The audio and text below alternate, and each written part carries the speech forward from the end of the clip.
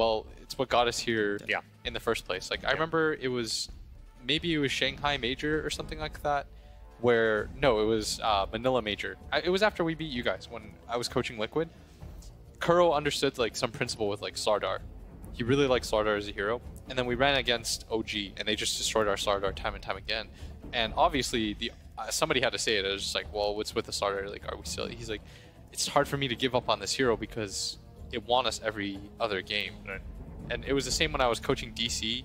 We would pick Batrider first 2 at the Boston Major, if you recall, and Moon was winning every single game with it. And then we run into this this team at Finum. They beat it once, and all of a sudden we just refuse to pick it. It's like they nix us. I guess we're never touching Bat again. Like it's really hard to say whether you went too far or you didn't go far enough with a certain type of draft. So I kind of like that Alliance is sticking with their guns. Now draft 1 underway, as you can see on your screen. We've had a Nyx Silencer for Vici and a Phoenix Chen for Alliance. I already think that I feel like Alliance already has an incredibly strong opener because this is their comfort. They love playing with these minion heroes. Chen, Brood, Furion. You don't want to give them these heroes, especially when you reveal that you have already opened with 2 heroes that just do absolutely nothing to a Chen. Yeah. Like, Silencer cannot play Dota. You get Dove at tower, and you're level 4, and you're a creep. Nyx is a creep. These heroes don't have any game impact until like 10 to 15 minutes plus, unless they can be impactful in the laning phase, and they can't. What? So it was Alliance led with Phoenix, open up Phoenix FP, first then for Vici Phoenix. went Nyx Silencer? Yeah. So you're going to just get, that's like a hard, you just got hard countered by Chen. And I'm just not a fan of the Nyx. And to your point about like going back to like the Slardar and how that was abused back then, it was usually, if I'm not mistaken, the GH hero, like every single game. And what's cool about the way Dota's morphed and evolved is that now these opening heroes are almost always multi-role or multi-lane versatile. Axe as a specific example. And I feel like that's like just one of the ways that Dota has changed. And it's the same again, like if you're playing white in chess and you can go E4, D4 to open, that's optimally, statistically the best if you are able to do it. And it's the same with Dota openers where I don't know. I'm a big fan of Aiden. I've known him for like, or Insania rather. I've known him for like 7 years. He's really hardworking, incredible attitude, and I think that there's a reason Alliance has chosen to build around him as captain for what, 2 years now? Yeah, that's a lot of faith to have in a player. Yeah, especially a new player with no pedigree, no resume. You know, it wasn't like he had like he wasn't a superstar in Han. He was just a really hardworking player that rose from like the ranks of tier 4 Heroes of Newerth to all of a sudden he's displaced Loda as captain of Alliance. Probably one of the best decisions Alliance has made. So they take Brewmaster now too, which I think is curious because in one hand Silencer counters him, but in the other hand he's a fast-paced hero. Like you can put a lot of pressure. It's helpful to lane with Chen too, just because Chen wants a hero that pushes in the wave. You clap, you push in the wave, you create the pincer, you take the tier 1 tower. You can get very aggressive. You can also play the Chen in the safe lane and put the Phoenix and the Brewmaster in the off lane. I love this pick. I love Lone Druid here. It's a hero I think is really underrated at the moment. Very effective, again, against Silencer Nyx, because these heroes just don't do anything to a creep running at them. Yeah. And I love Radiance Cores against a TB. It also cancels the blink on Mag the entire game. Really good synergy with Brewmaster, because Lone Druid gives you all the tower damage you need, and Brew is probably the best zoning like team fight winner. You also are able to deal with the TB's illusion timing, which is the way a Terrorblade would beat a Lone Druid. If, you know, we get to the Manta BKB timing, there's 5 of them, the damage output's too high, but Brew's going to instantly kill those illusions until the Scotty comes out, which is going to be far too late in the game, I think. I think the only scary part for me for Alliance's lineup, I do kind of agree, and I think I do like Alliance's lineup, but I think that the Brew needs a good amount of farm. Because if you can't get split off pre-global... Yeah, but look how easy... I feel like they're going to win the lanes. So it depends. You need 2 things on Alliance. You need your top lane to go well, and you need to make it so that you enable everyone's game. Like the laning phase goes well, Brewmaster gets farm, then I think it's pretty okay. Like, I think you'll run over this game, but I could just as easily see a scenario where Vici is able to just play the delay game. I just don't know how they're going to make moves on the map. I have no faith in a Mag Nyx to be able to dominate a map, especially when you look at the amount of tempo Alliance can play with. Yeah. The amount, like, they have so much natural tower pressure, where if you leave them alone in lanes so that your Nyx can go run towards mid, Mag can go run, try and body slam a tower, there's just going to be a Chen or a Lone Druid killing a tower in response. Yeah. And it's so much easier for them to output pressure on the map. I mean, I presume what's going to happen is that Alliance is just going to, they're literally just going to run at you. I mean, this is just such a good pick. It's the perfect link hero. You needed some sort of catch. You really want some reach so that you can allow your slower heroes like Brew and Phoenix to not necessarily hard commit to actually begin an engagement. And now you have 2 lanes that Ember can just play into, immediately find kills, and then the tower damage to capitalize on that and turn those ganks into map control. I think it's a really tough spot for Vici to play in here. I could see something like a Storm being effective, but they're in a really tough position right now because this last hero needs to fill so many gaps in their draft. They need an answer to the Ember. I still think you really need an answer to the Lone Druid, and you need reach, because otherwise the Phoenix Chen at the moment just have totally free games. Oh, so I was going to, believe it or not, I was going to say Lina, because I think it's good against Ember in lane. Yeah. It hits Egg because of your attack speed timing. Yeah. I think it's the problem with Lina, I think, is that it's sort of an annoying hero to play in this game because I think everything just kills you. Yep, I would agree. I feel like all Alliance has to do is kill the Lina. It's certainly a possible game. It's not like a hard out draft. Lina answers the Egg, and if it snowballs, like a Yule Shadowblade timing 17 minutes or so in, and the game becomes very easy for Paparazzi to carry out on the Terrorblade. Oh, look at those links on both sides. Yeah, good synergy on both both sides. Just that Silencer is the odd pick, I guess, for Vici on that one side, which is there's a lot of threats around for it as well. It's like you and Complexity, Kyle. All right, we're good. I didn't get that pun. It's like you were left out. Good one. See, let's move on, I think, before anyone else gets into trouble. Let's do predictions very quickly. Which way? It's going to come down to Ember versus Lina. I feel like it's a much easier game for Alliance to win. I think this is their comfort zone, and they're a young team. They look very bad in certain games, but I feel like if this is a draft they know well and are going to execute properly, I'd give them an edge like 70-30. Okay, well. I think it's closer than that. I think it's 60-40. I would give Alliance the advantage too, because I think it's easier for them to execute the laning phase, and more importantly, I feel like you can just run at Vici's lineup, because it's a very slow lineup. So I would give the advantage to Alliance, but I could see a way in which Vici wins. All right.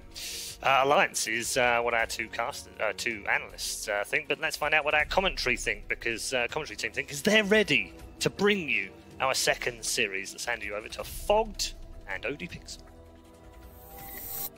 Thank you very much, Red Eye. Indeed, here we go. Game 1 of the 2-game series between Alliance and Vici Gaming. A couple of drafts and some exciting stuff. What we're seeing Alliance bring back some old school. We've got a Lone Druid on the side of Alliance, and then Vici Gaming, they're switching up. They're trying to make the Magnus work. I mean, I'm excited to see if they can make it happen. They have got a very strong core to buff up with the Empower. The Terrorblade is going to get a lot of farm if they can keep the game going. But as you were saying to me, Fogged, a little bit of a worry if they can keep the game going. Alliance could run over them with this draft. That's the way Alliance plays. They play super fast-paced. They pick their very comfort heroes, and it's all about the tempo. It's all about just running at you every single time the ultis are available. And I look at their draft, they've got everything to complement their push and to just end the game before that Terrorblade gets online. And then even so, they have an Ember Spirit in case things can, if things do go a little bit wrong, you've got him to at least have your backup versus the TB. He is versus a Silencer and Nyx, which can be okay to catch him, but the damage isn't really going to be there between those. So it's going to be interesting. I think Alliance have exactly what they want. I just cannot believe how many times Insania gets Phoenix. Every time I watch this team, this man's playing Phoenix. He's a bit of a boss on it? He is an absolute boss on Phoenix. So that's the man I'm going to be watching in this one.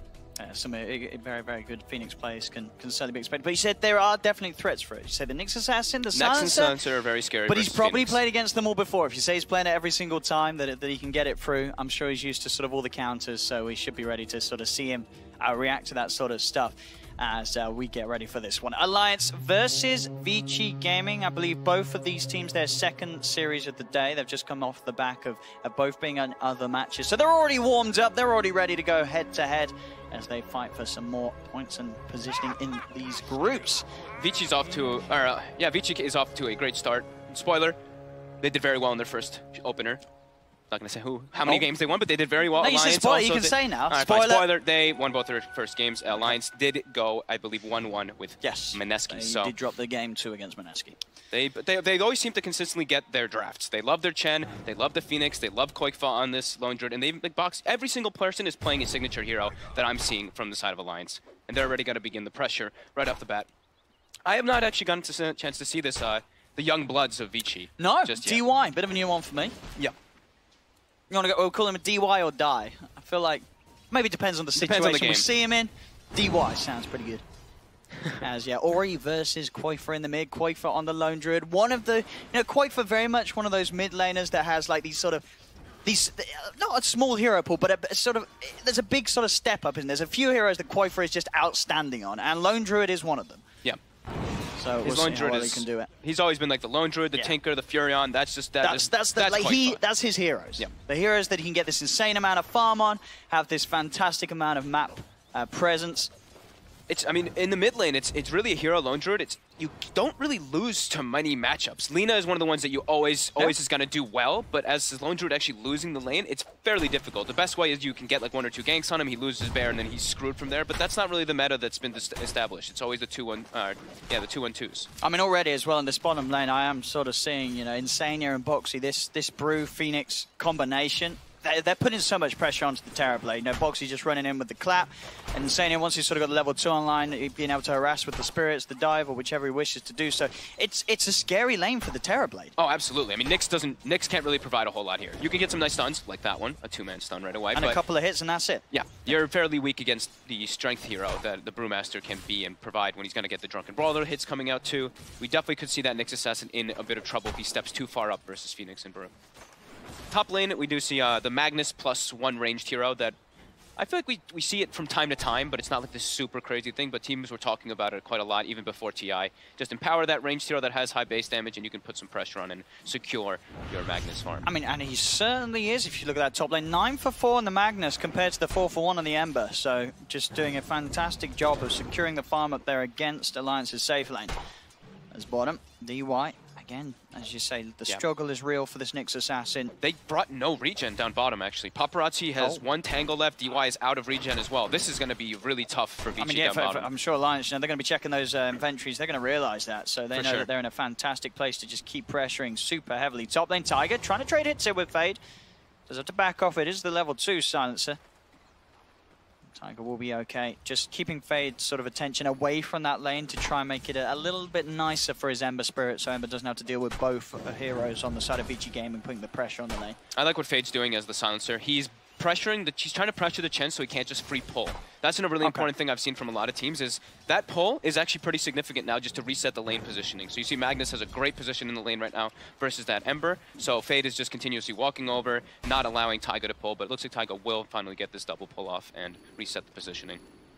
Definitely the biggest worry on the map, the farm on the Ember. It's a bit of a struggle as he is sort of getting doubled in CS by Yang's Magnus. Extra denies there as well from Yang, so you're going to see this Magnus have some good early item timings. Top bottom lane, they get him. They managed to move him with the Metamorphosis, outplay him nicely there with the Spike Carapace, and they're able to get first blood. Nice play from Paparazzi and DY in a lane which, as we've seen so far, is not an easy lane for those two heroes to play against. No, Paparazzi's getting great last hits though, and they actually used the Courier to bring themselves down extra regen so they could actually set up for that kill. And with the Reflection versus Brew, that Drunken Brawler, it hits you back pretty hard. You crit yourself. Yeah.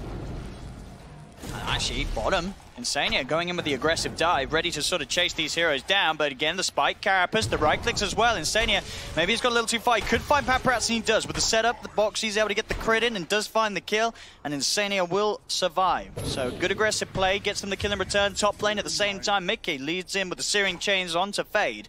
Sets up for Alliance to pick up a second. Insania trying to find that Invis Rune, but DY able to get him with the stun, take the Invis Rune away. So already kicking off on both of the side lanes, but 2 for 2. So bottom overall, I'd say Alliance is going to be able to put pressure on, except for when the meta is available. Yeah, I think meta is the one thing. Meta plus a reflection. Brew actually just does so much damage back to them. If they can Carapace a clap, that's the way that they can set up for those kills or go for that Phoenix. Yeah, I think they did play it nicely, because despite the fact that they were a little low on regen, they didn't feed on sort of the early levels, which was the sort of big worry when you're going up against this Brew Phoenix. And I mean, even so, still, at these points, it's still going to be scary as Paparazzi left alone, chased down by the two of them. Insania Boxy and top again, Mickey happily popping the curse here to silence himself so he can use that change to hold Fade down. And with the Flame Guard, Slider Fist skilled up and there to find the final touch. He gets himself another kill on Fade. Yang's getting absolute free farm though.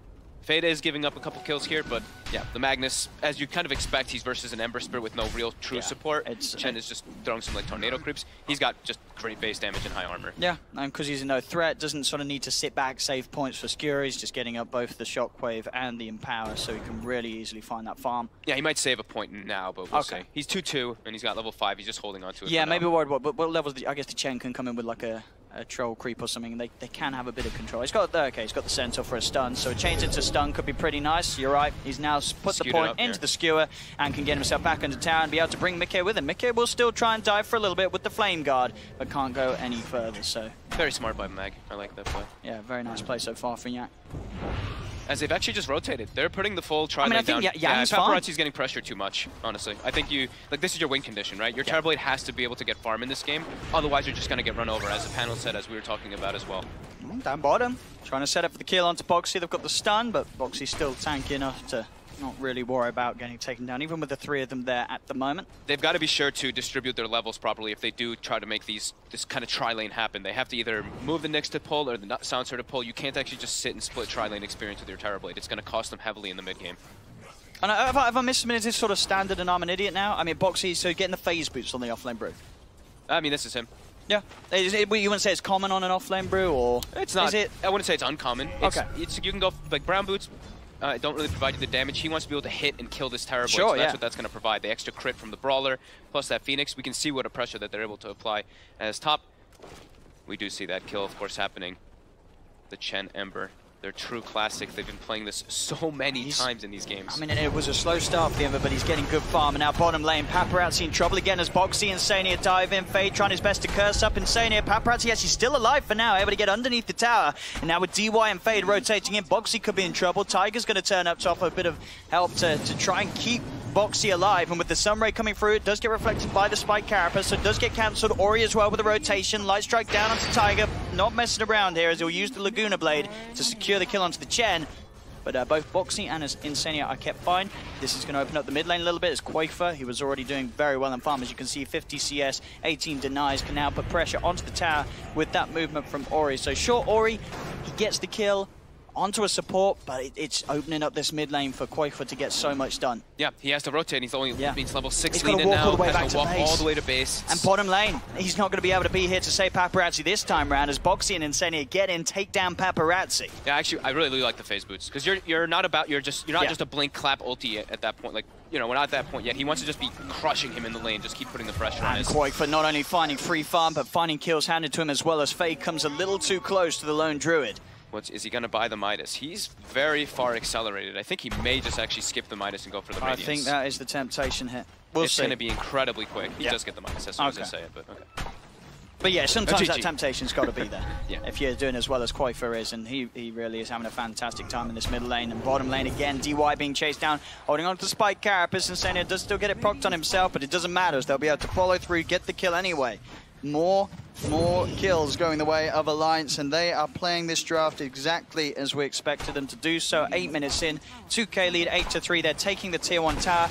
Everything's going to plan for Alliance. The thing is that they can do these moves and they can just pressure the safe lane so hard because Mika's not at risk of dying. Neither is the mid lane. He's level 7. He's got the remnants ready. The heroes that they have. It's like Nyx and Silencer. I think Yeah. Kyle was mentioning it too on the panel. Nyx and Silencer, once you hit like past laning phase, once you get like your levels going, then you're pretty threatening. But in laning phase, it's pretty hard to just go to a lane and set up a kill with these heroes. You'd have to bring both, not just one. It's definitely looking a bit problematic already for Vici as it's a 3K gold lead, and Alliance is not slowing down. No, they have their brew split. split. Yeah. They're ready to just put the pressure. We see the more mangoes be delivered for Boxy. He is constantly ready to put pressure on and just take these towers. They know where Paparazzi, he's by those Ancients. If they're able to get the wraparound and invade this area, Paparazzi, he's not going to feel safe anywhere on the map if your Alliance get away with this kill. As they come across, round by the Ancients, indeed they find Paparazzi popping the split. There's no way that Paparazzi gets himself out of this. Top lane, they do get the opening, the sort of the triple stun, triple setup. They will find the kill. They have to use the RP for that. It's a lot to blow. Does get them the Ember Spirit, but they're losing their Terrorblade.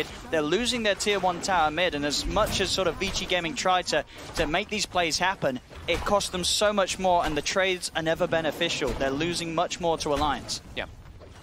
They literally have to bring 3 heroes and run 2 ultis in comparison. I mean, Alliance, I don't think they even needed the brew split there, but Boxy didn't care. He's like, I'm brew splitting. I don't want the Sun or anything, any kind of shenanigans. Oh, that was interesting. Well, we've got the stats pulled up there on the boot. So it's pretty much 50-50, whether you go phase and treads in this patch, at least 7-1-9.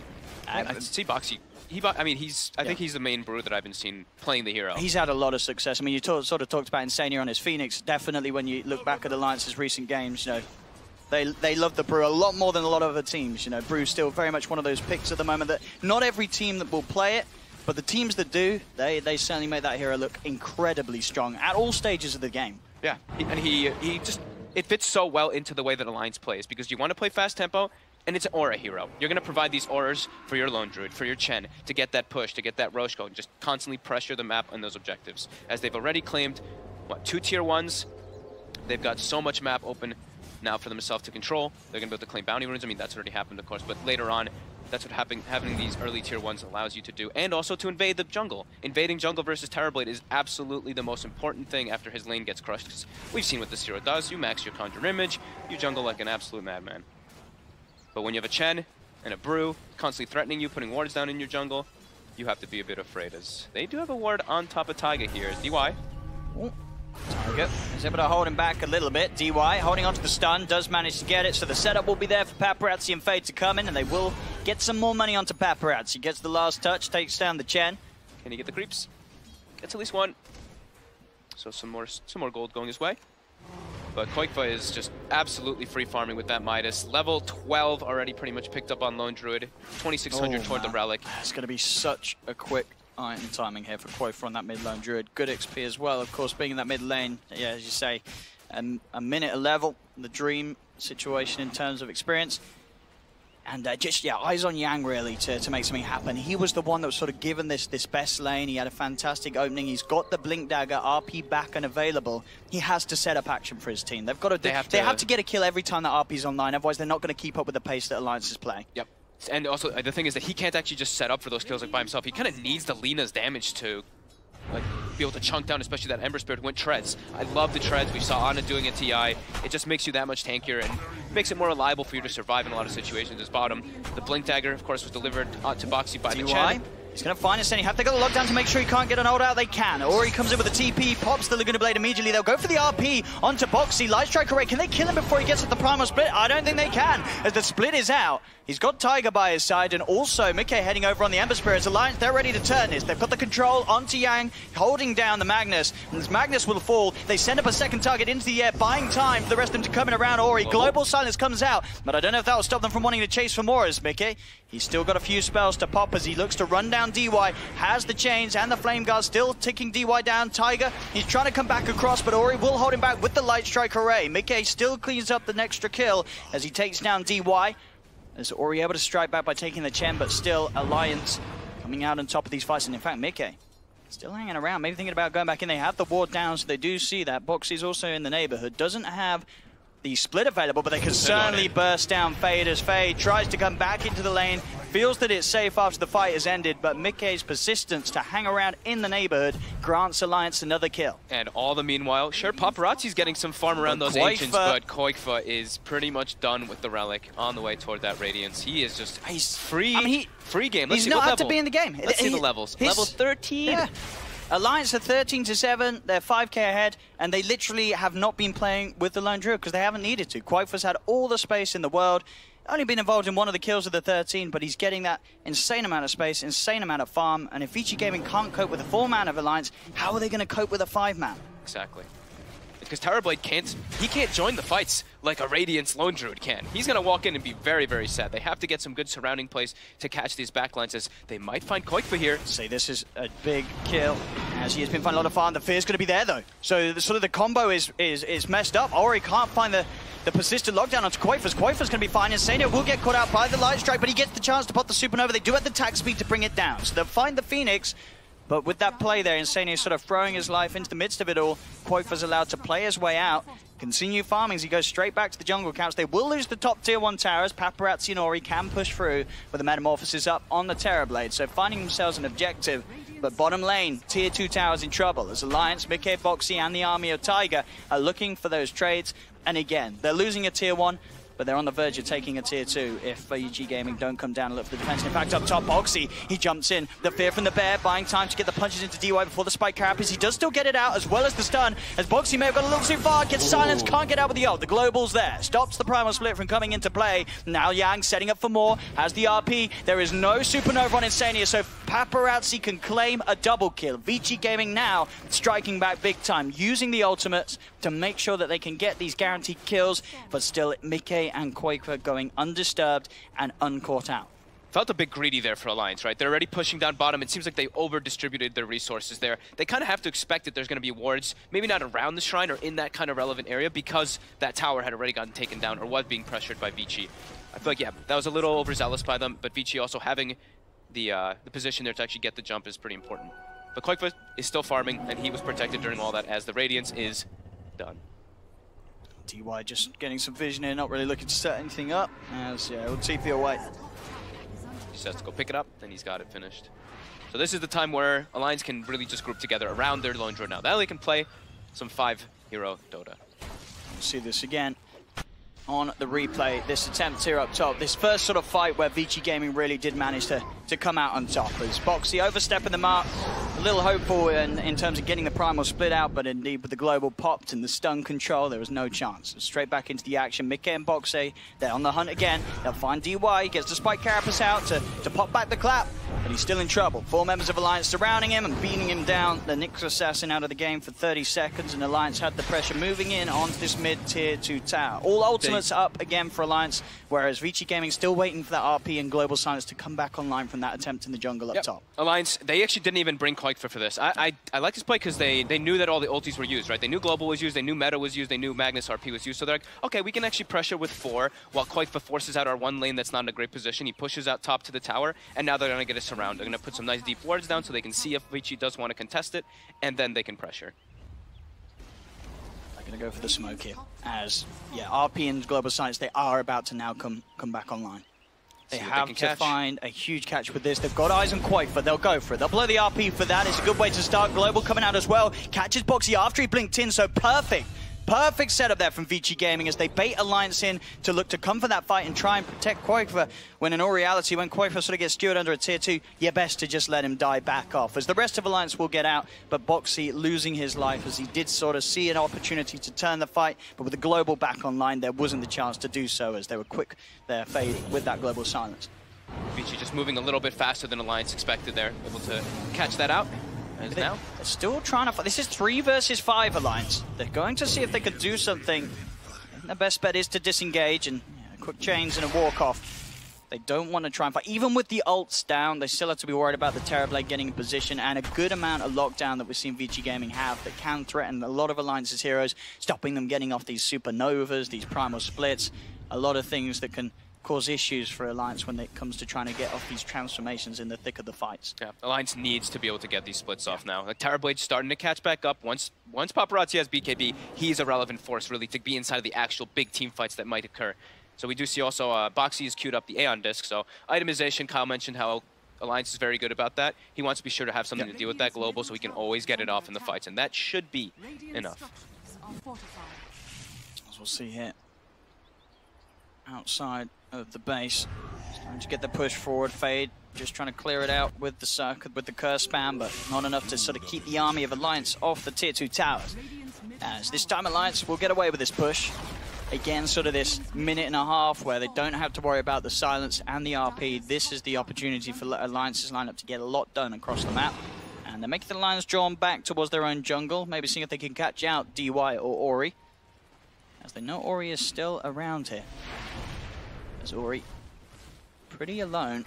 Doesn't look like they'll sweep around far enough to come and hunt him down. Ori might reveal himself as he looks to nuke up that top creep wave, and he does, so they know he's up here. And he'll just immediately TP out after flashing in the lane. That's all. Middle. Global Silence coming out there. RP as well, jump forward, but the Yule's dodge came through as Mickey, he's going to be fine. Juking the RP, and now ready to strike back as he chases down Yang with the remnants. The setup's there with the chains, and this again. Now, this is a point where they managed to get the global silence out and the RP out, and they're coming out on top. They've only lost Boxy. Mickey still ready to fight, comes and gets the two of them there with the chain slight combo. There's going to be a buyback from Boxy as he knows this is the time for Alliance to go. This is the time for them to push. Without these two ults as a worry, but DY still, he's able to get the setup. He's managed to find Paparazzi a triple kill there with the stun. Boxy comes back in. Paparazzi tries to go for the Sunder, but he can't get it off because the Primal splits there in time. No Sunder for Paparazzi means that the Terrorblade's dead for 50. As Alliance, they are 2 members down, but they still have that pushing powerhouse of Quakefa ready to go down the middle. There's no ultis available on Vici. This is an amazing buyback from Boxy. He dies on the sidelines while his team is killing one of the Magnus. Straight back in. But he comes right back in, and now this is their timing. This is what we said. They want to be able to try to put a lot of pressure on with this tempo. They have a couple heroes respawning, and they're not everybody together, but look at the damage on the tower just from that few little moments. 3/4 of the way down just from that. The power of the Lone Druid. And Roshan is up, of course, with the Lone Druid. They could certainly look to try and take it again, you know, very much when the ults aren't up and available, and we'll see it again here. Mickey coming in, disrupting the smoke, and this attempt from Yang. You'll see the Yules dodge straight away with the Yules, juking the RP, keeping himself safe and ready to fight back as he jumps around, plays around with Yang, as Quakefa comes in with the damage. Mickey has the control, and Yang out of the fight, out of the defense, allowing Alliance to get away with that pressure we saw onto that tier 2 in the middle lane. Yeah, and they backed off also. They get like lots of damage on that tier 3, and they claim all the bounty runes. That's the other important thing. Lone Druid sent his bear top, collected 2, bottom they grab the other one, so they keep that gold lead consistent up to 5k. As we do have RP in about 5 seconds, global in about 10 for Vici, so that's always what they want to be playing around. But the meta is down for about 45 more seconds, however. Paparazzi! He's changed team! Oh, uh-oh. Uh-oh. Don't tell the captain. Alliance Paparazzi, eh? I think Alliance will say, no, we'll stick with Mickey at the moment, as Mickey has been looking pretty hot this game. No pun intended, of course, on the Ember Spirit. As he had a tough lane to start off, but he's caught up, he's leveled with the Terrorblade's farm. This is a Terrorblade with Empower as well, so it just goes to show how well Mickey's been able to sort of recover and make sure that tough lane at the start doesn't get the better of it. Yeah, I'd just be super involved. Like, I love having, like, honestly, the treads.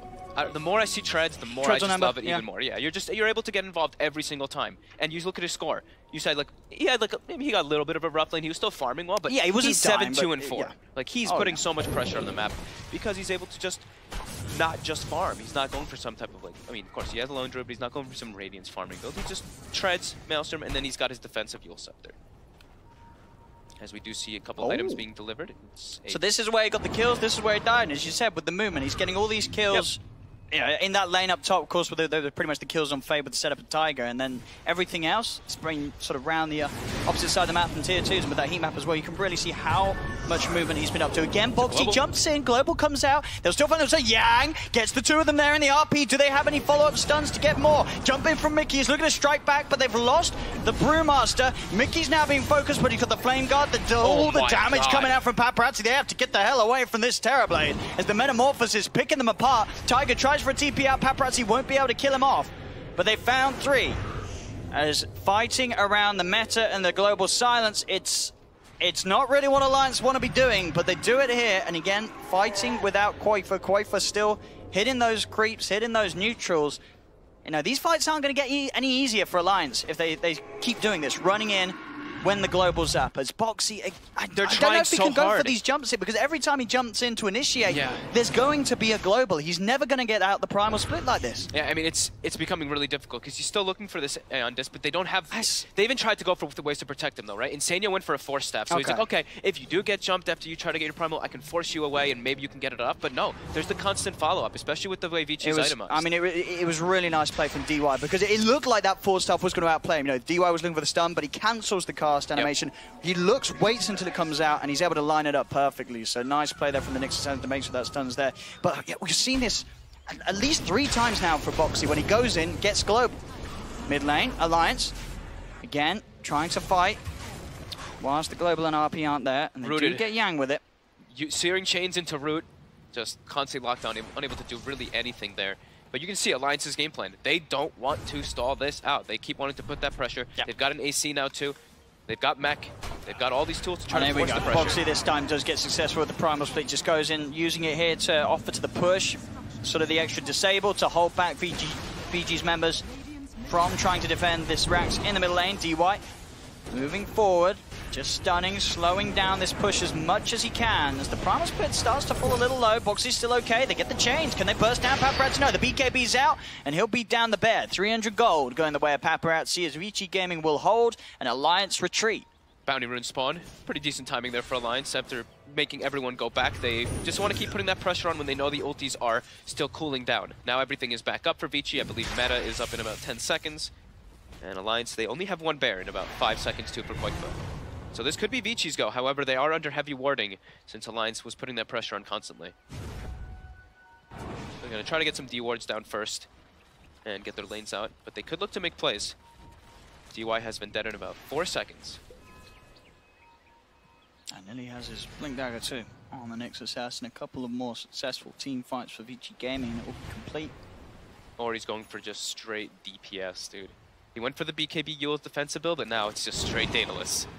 With that Empower, I mean, Empowered Lina and Empowered Terrorblade in the backlines. A lot of damage. It really is. I mean, we've seen it already with these fights where Paparazzi's able to find himself in position to right-click the heroes of Alliance. They die very quickly if that Metamorphosized Terrorblade gets his hands on them.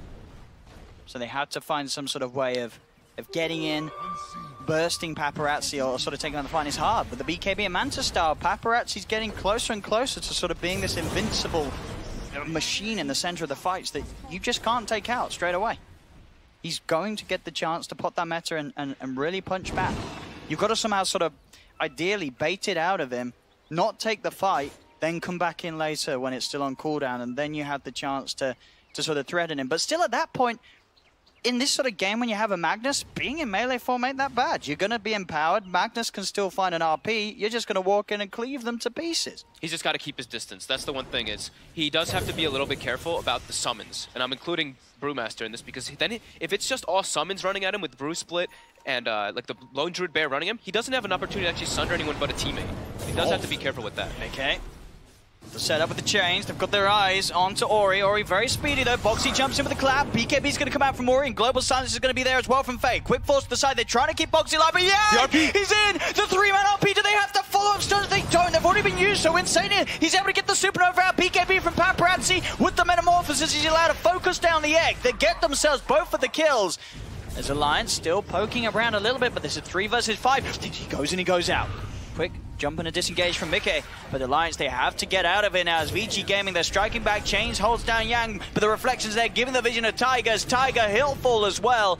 More kills for Paparazzi, and it really does seem that Alliance, after a very strong opening to the game and hitting their timings, they took a few too many bad team fights, trying to fight, trying to initiate. You can sort of see the ups and downs where each time, you know, they sort of hang back. Alliance get control of the map. They're able to farm up on Quickfoot, but then they look to take a team fight, and they just can't do it. The execution's not there. It's so hard for them to actually execute their team fight because their reliable thing is right. The Brewmaster has to be able to get split off, but he can't. He keeps his, there's a BKB popped by Ori, he uses him up, throws the stun underwards, and then they're two big team fights on Alliance. It's really, right, it's the Brew and it's the Phoenix. But they're unable to really play their suits. The Phoenix just dies to Lina and Terrorblade. And Boxy's going in. But there's a stun. Do they have the damage to kill him off before the split with the skewer back disable? Ooh, they can't do it in time. Boxy's able to get... No, he's dead. The last word. It looked like he had it, but indeed the last word damage at the end of the Carson animation killed him before the split was successful. They do force a BKB charge out of Paparazzi, but now Quakefoot, he's in the middle of nowhere. He's come across, he's got no one by his side. Mickey, he's watching from the river. He says, sorry, mate, I got to leave you for dead. As Alliance, I mean, they're crumbling. They look so good at the start of this game, but Vici Gaming, they're keeping themselves composed. Paparazzi, he's starting to make this game look like a bit of a walk in the park after a struggling start. As I think if you're Alliance now, you've got to be worried. You just don't seem to be able to get these team fights down to a T. Every time you look to make a play, Vici Gaming's got an answer. I don't know what Alliance do in this situation. Sure, it's only a less than a 1k lead for Vici Gaming, but it's a lead that Alliance had for pretty much the first 25 minutes of this game. They're slipping away, and it's slipping away against a Terrorblade. Yeah, and they've got a draft that they want to end relatively early. Sure, they can keep going late game because of that Ember, because of the Midas, of course, too, on the Lone Druid, but they don't want to go late game versus a Terrorblade, especially with this. Our Brewmaster, right? Our Brewmaster had an excellent lane start. He had a fantastic start, Boxy, but 7 deaths, and he is the lowest level in the game because he cannot get a successful split off versus that Global. I don't know, what would you... how could Alliance sort of change the way this was happening? I mean, is a little bit on it, would you say? Sure. I feel like this is They never went for a Roche. This is the Coifer situation. You know, you have this insanely farm Lone Druid, but there was a point of the game, he got great start on the Midas, great start on the Radiance, but he didn't want to get involved. Or is that how you have to play it, or would you say you would have liked to see Coifer maybe get a bit more involved when Alliance were ahead at the start? I thought they might just go for the Roche. Yeah. They're pushing into a situation where they're going into high ground without an Aegis versus the global silence with their Brew. Their two big team fighters get countered by the BKBs as well as that global. Paparazzi pops BKB, Ori pops BKB, they can freely hit the egg, and Boxy just can't get the split off. And then when you look at Alliance's lineup, they don't have team fight at that point, because Phoenix and Brew are their whole team fight. So Vici has been playing great around their position and getting those disables on the crucial heroes. And Alliance may have just tried to force the issue a bit too hard rather than setting back, finishing either a BKB or a Lotus Orb or an Aeon Disc for the Brew. He doesn't have any way to actually protect himself. Yeah, I said looking at I mean, how long has he been sitting on Phase and Blink? A very long time. And he's very long time. He has not progressed. Too many team fights where they've tried to fight and they've just lost the Brew straight off at the start. And now they're falling behind as this Terrorblade Paparazzi is one of his favorites. And he's certainly showing you cannot mess up against this lineup of Vici Gaming. Despite how good of an opening you may have had to the game, there's going to be this point where Paparazzi, I mean, his sort of involvement as well in the fights has been absolutely perfect just because of how good the draft is around the Terrorblade in terms of just locking heroes down, especially when they don't have these defensive items on heroes like the Brewmaster. There's just no answer from Alliance, and now Vici Gaming, they're about to threaten Alliance's own base as they're coming through onto the bottom tier 3 tower. DY jumping in, seeing we get some sort of catch out with the Spike Carapace if Alliance slipped up. They don't, they hold back for now, jump forward. Boxy immediately gets the split off before the Global Silence. The Global Silence a little late this time round, so the Primal Split is there. They'll try and focus Paparazzi. He's still got a Manta, he's still got a BKB, and he's still got his full team aside him. Yang as well, looking to see if we can find the angle for a perfect RP. They're a little grouped up Alliance. They have to be careful. There's the jump. Yang gets the two of them in the RP. Do they have the follow-up damage though? It doesn't look like it. Mickey has the BKB hand time. Jumps across to Paparazzi, but Paparazzi with the Thunder onto Tiger, back up the full, focuses the egg with the Metamorphosis and the BKB as he'll take down the Supernova. Boxy caught out by the Light Striker Rares. Alliance ripped to pieces inside their base. They're buying back on Boxy. Boxy does not have the Primal Split available, but Ori will fall once. He's got the Aegis ready for round 2. Buyback from Tiger. The Fear from Coifer trying to be used. Can they burst down this Terrorblade in time? They're focusing, but Paparazzi, he lives. He's still alive. They can't kill him off. GG is called. And Alliance letting that game slip away from them. It looked like they had the lead into having at the start. As Vici Gaming, they've got Paparazzi ready to carry them to victory. And some nice plays as well from some of the newer players. As we said, DY, not a name I've heard from before, but he turned up on his Nyx Assassin this game. And sort of that combination of him and the Silencer that we maybe sort of questioned a bit in the draft, it proved to be perfect this time round, as it just seemed that Alliance, they weren't prepared to play around these global silences, these stuns. They shook him up every time, and I don't know what happened to Boxy. He just totally fell off. He had a fantastic lane. First few moves with the Primal Split were fantastic, but then it just sort of seemed like Alliance got stuck in a rut where they were like, we've got to fight, we've got to put the pressure on, and every time they went for a fight, it just fell to pieces. It felt like they really did force the issue. It looked like the game just slipped out of their fingers completely, because that looked like a game where they could have closed it out if they just maybe chilled a little bit, maybe went to back up, finish up these crucial items that we were talking about, right? Allowing Boxy to get the split off country so they can protect the egg. But in all these team fights, the egg goes off, it gets killed, then the Brewmaster just dies before he's even able to get the Primal Split off, and from there the team fights are pretty much impossible. And Vici, they got their BKB timings, and then they're just able to take the game. If you see Vici taking an Aegis, if you see them taking a Roche in this game, that's probably when you see that Alliance has just made too many mistakes. And again, sort of the Coifer situation with this Lone Druid, it felt like this is one of the reasons why we don't see a lot of teams playing the Lone Druid. It's this sort of hero that he can absolutely crush, sort of a 1v1. He's going to get this insane amount of farm. He got an amazing timing on the Midas and Radiance, but then it's a hero that just, it didn't really offer anything to the way that Alliance were trying to play this game. Sure, they opened up the map, got him all the space in the world to farm, but what did Coifer sort of offer on the Lone Druid after that? I mean, they just have to end the game before these situations start happening. It's like as soon as those, to think about it, they tried to push that Rex, what, 3 times, maybe even 4 times, right? And they kept just going at it and losing the fight over and over again, but they kept getting the chip damage. I really do feel if they maybe just calmed down a little bit, picked up that 1 item for Boxy, that extra, then they would have been in a better spot for it. Well, there we go, ladies and gentlemen. So Alliance slipping in game 1 as Vici Gaming able to take the first game of this 2-game series. Back to you guys on the panel.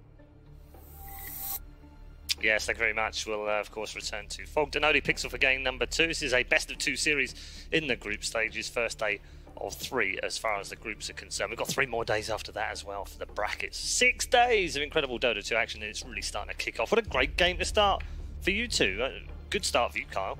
Well, I mean, as in, you know, competitive, fun, could have gone either way at moments in the game, small mistakes here and there. Yeah, I feel like Alliance executed their game plan very well. I was impressed with their first few rotations. Like, that's how you want to play Dire Chen lineup specifically. You take the bottom tower with a couple rotations, immediately beeline towards mid with the smoke, dive, secure the objective. But they didn't get brew splits off in the critical engagements. I feel like the decision to go Blink is a bit questionable. I would much rather him just become tanky. You don't need to be responsible for initiation. Just phase boot in, pop your BKB, get your split off. But he died in like 3 fights where if they win an engagement, you saw that Lone Druid took mid tier 3 tower down to like 100 HP in 7-8 seconds.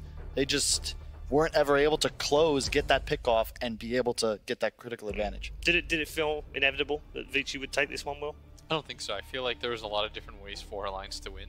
I agree with Kyle, because I think the condition for them to win is just simply like, you have to play patient, and the thing about their lineup too is like, you can't overplay it. You can just you have a lot of different ways to initiate.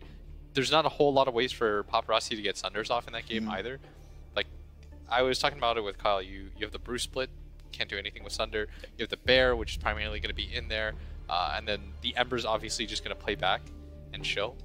I felt like in that way, it was a little bit hard for him to play, but he was really patient on this Terrorblade. Yep. Notable scorelines: Ori 13-0-8 and Paparazzi 15-5-12, topping out the scoreboard. As far as Vici is concerned, any other highlights, gents? I thought the Nyx played real well. DY's Nyx was nice, but I mean, I felt like he was the one mainly responsible for killing the Brew fight after fight. And to your point, like, you need to just trade the Brew split for the meta. If you can do that, reinitiate later. Look at the poke damage from Vici with no meta. Like, they're going to throw out some shockwaves and Lina spells and a silencer Q, but you can't, like, Bear doesn't care. Like, the lone Druid's still fine. Ember's able to continue and find chain targets. Like, you have a ton of sustain. They just didn't have those. You want to just go high ground with, like, a pipe and an Aegis 20-25 minutes in with no meta. If you do that, it's a Rax for sure. And then you get next Roche, you go for that bottom Rax with the 10k gold lead. But they just weren't ever able to turn their nice lead into what I would call like a game-winning lead. And we talked about how Ember has to find and kill the Lina. Ends the game with 0 deaths.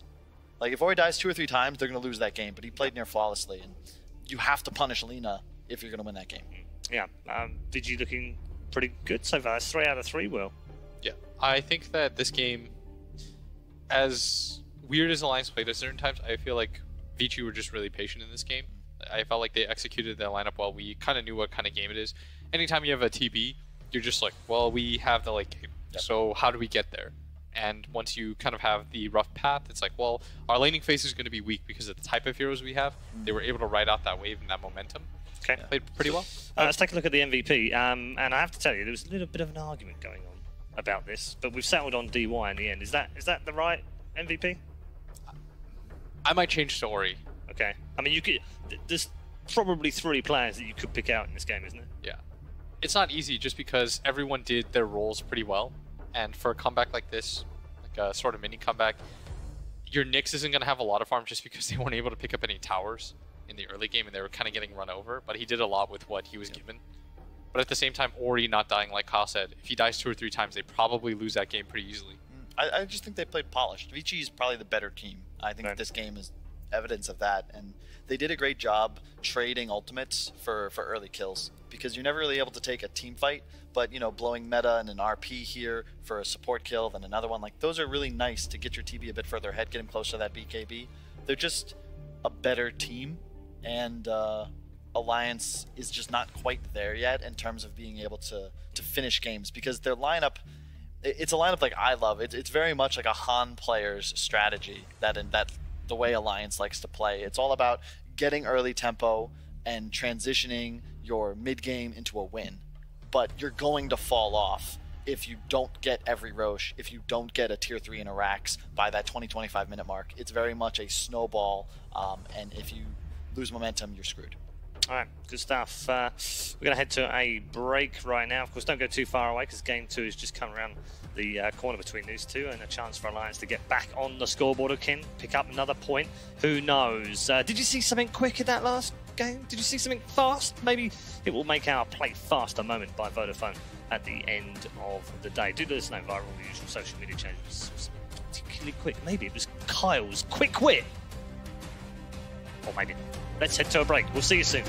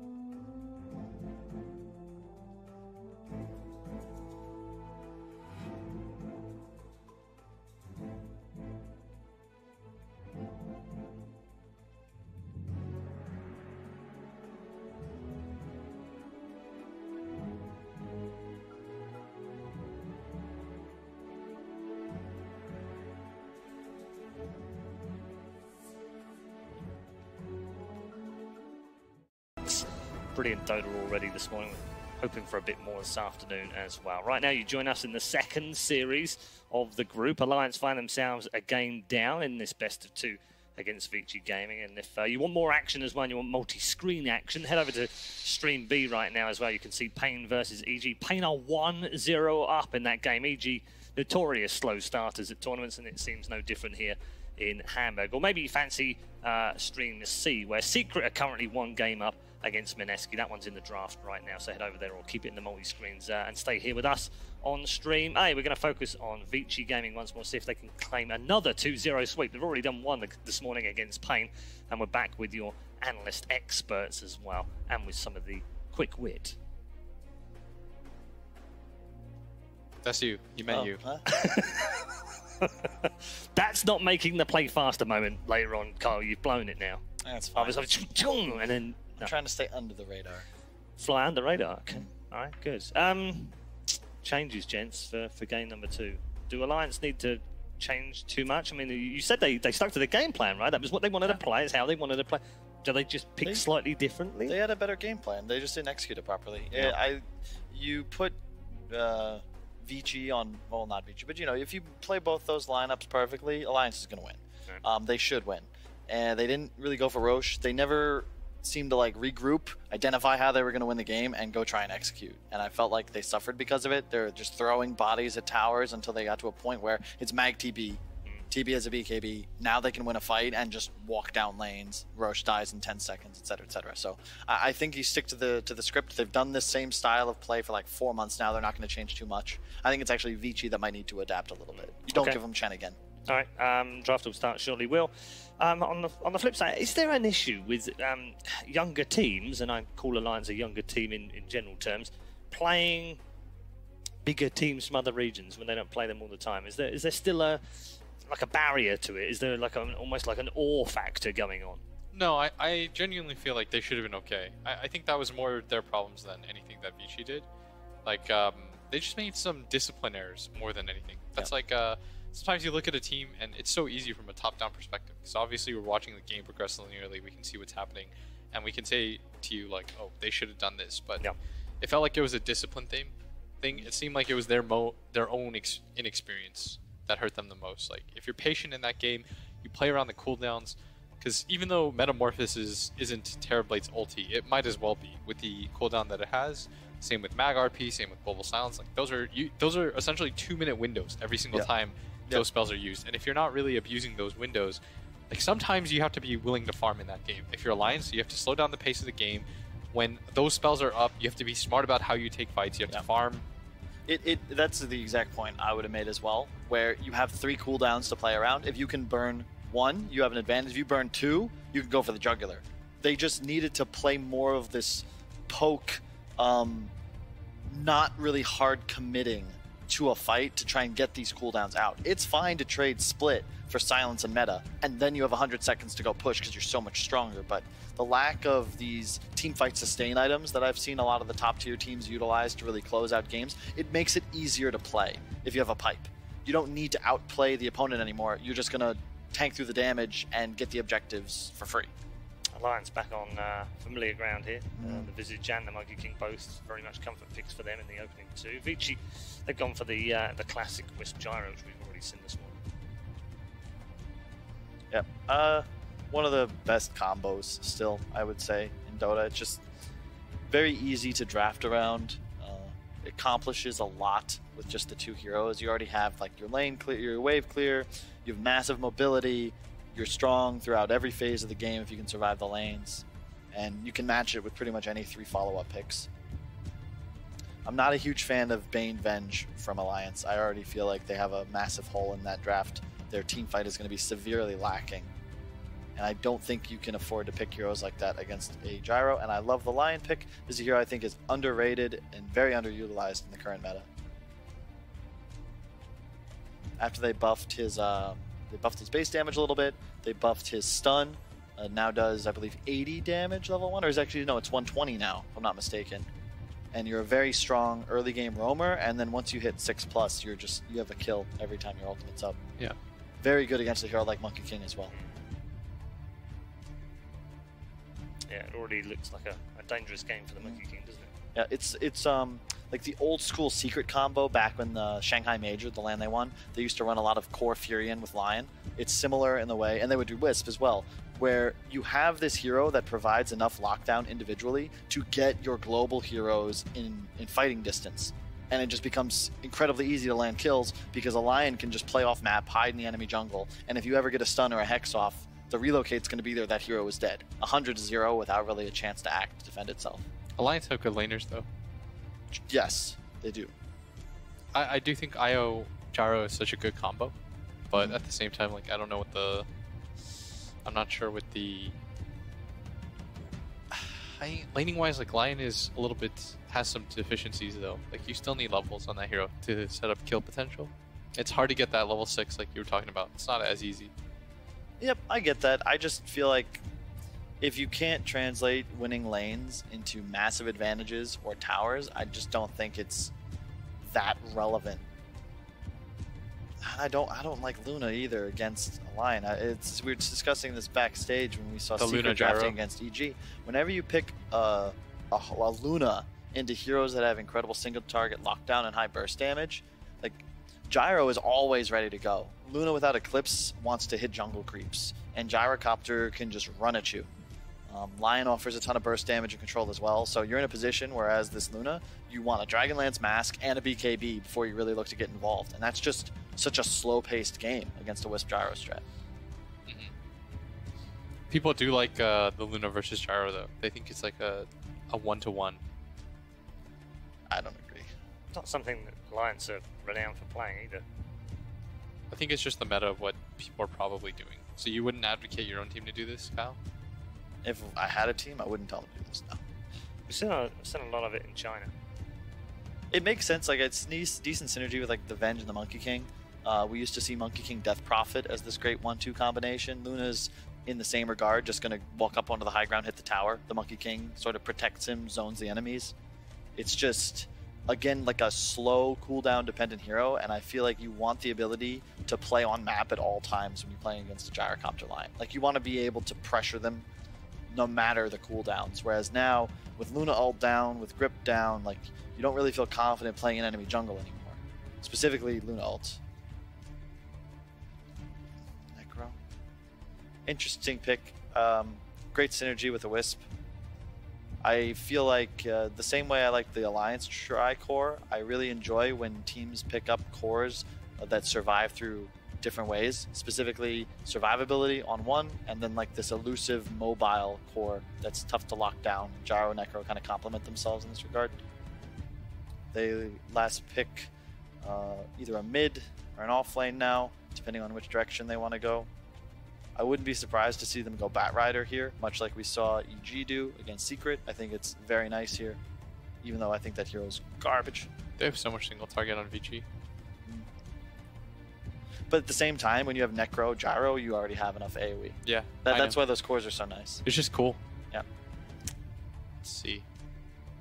So highest rated bands, they think TA, Beastmaster, and Sven. I don't think anyone's playing Sven anytime soon. You can't play Sven. But look at the synergy. Yeah, it's pretty good on both teams right now, but slightly favouring Vici. I actually think Lion has synergy with Gyro as well. It's the same way I like Lion with Ursa. You just have so much damage output in that 4-second lockdown window that the hero dies. You have a lot of options. I'm gonna ban from Alliance. Not sure I agree with that one. It's a big Vici favourite right now. Yeah. The other one being the Ember as well. It's a solid pick for sure. Ember isn't bad, but I think to Blitz's point, your lanes are already pretty weak. I don't think you want to double down on that because the Luna can certainly crush a laning stage, and that's when you get afraid. There's this level 8 Mask of Madness Luna, like 10 minutes into the game. All of a sudden you feel a lot of pressure to make things happen. I would just storm it up. You like this as a Storm game, Will? For Vici, I think it's a pretty good storm game. I think they're just going to go like DK, and It's not bad either. But then you might be DK against Monkey mid. that's not that bad of a matchup. Yeah. No. Hey, I'll tell you what else they've been doing a lot when they've run several of these is TV. They're not TVing on Vici. No, pretty sure they're not. Oh. Oh, that's cool. Okay. Not. I would have preferred a DK. I think a point stun would have been real nice, and just like this natural frontliner. Now you really rely on the Necro Gyro to not fall behind, because the Pugna Lion like need these heroes to make space for them and create room for them to exist in team engagements. And it's very much now a snowball lineup, and the Luna BKB now makes her immortal. See Loader and the boys from Alliance. Let's give them something to think about. I'd love a Furion pick here. I think that's so nice for them. Not many teams have the balls to take a Furion core last pick, but if there's a team that could do it, I think it's Alliance. I just saw Pain beat EG, their Drow strat actually, because they had this Furion Visage lineup, and you can play this Alliance squad the same way, where you just take map control, crush through the tier 1s, and have total map control by like 12 minutes. Oh. And they do go Storm. Great call, Will. No, I thought Vici was going to take it. I would love to take You credit for should have that. just backdragged and taken credit anyway. I think it's actually kind of an annoying Storm game. I think it's really bad. I hate Storm against Pugna. Yeah, I mean, it would have been a better Storm game for Vici, wouldn't it? I think it would have been a good Storm game for Vici. I'm pretty confident in that. Trust the Storm guy here, Kyle. Well, quite. That's what I was going with. I don't know how your Storm... Like, you have Storm and Luna that need games now. I like the boxy Monkey King. I think that him being offlane is going to be cool here, but it just seems to me like if they don't run away with their lanes, you're going to have Vici just by attrition killing all your towers. Their late game stronger. They have answers to the win conditions of Alliance, which is just CC a Luna, CC a Storm, they're dead. Move on to the next one. It just seems an easier game to play for the better team. Okay. In one word then, Vici or Alliance, Will? Vici.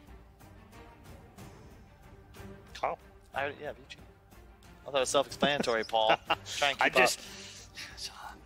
struggling, obviously. It's been a bit of a break. I'm old, so that kind of stuff. Anyway, let's move on because our commentary team are ready to bring you game number 2. It's over to OD, Pixel, and Fold.